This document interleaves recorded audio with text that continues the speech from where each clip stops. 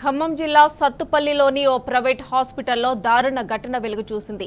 ఠాగూర్ సినిమాలో లాగా చనిపోయిన వ్యక్తికి ట్రీట్మెంట్ చేసే ప్రయత్నం చేశారు. సత్తుపల్లి మండలం రేగళ్లపాడుకు చెందిన సనా తబుసుం 10వ తరగతి చదువుతోంది. అయితే 2 రోజుల క్రితం సనా విరోచనాలతో బాధపడుతూ విజేత ఆసుపత్రిలో చేరింది.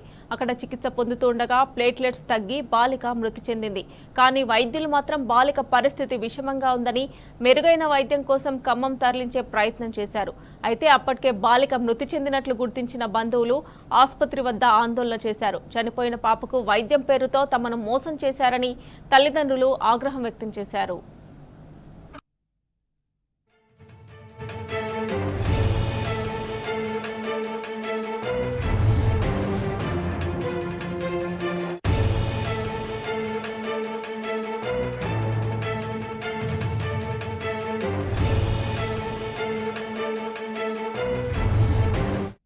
నాలుగు లిక్విడ్లు కలిపి మన ఏమంటారు మన నిమ్ముకు పెట్టే ఆక్సిజన్ ఉండిద్దా అది దాంట్లో లిక్విడ్లు పోసి పెట్టేవారు పాప తట్టుకోలేకపోయింది.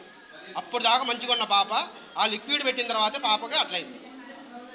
దాని తర్వాత బ్లడ్ కావాలన్నారు.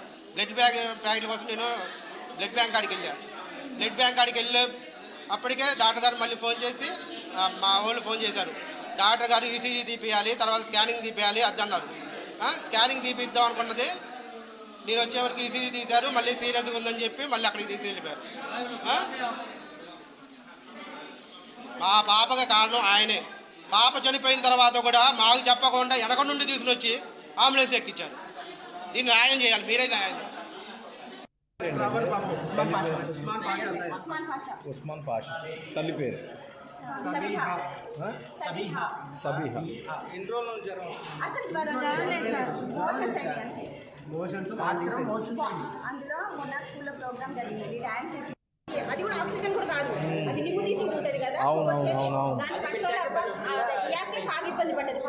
లేకుంటే నర్సింగ్ కూడా ఏమీ లేదంట. నాకేమన్నారు ఖర్చు గిర్చి ఏమీ చెప్పలేదు సార్.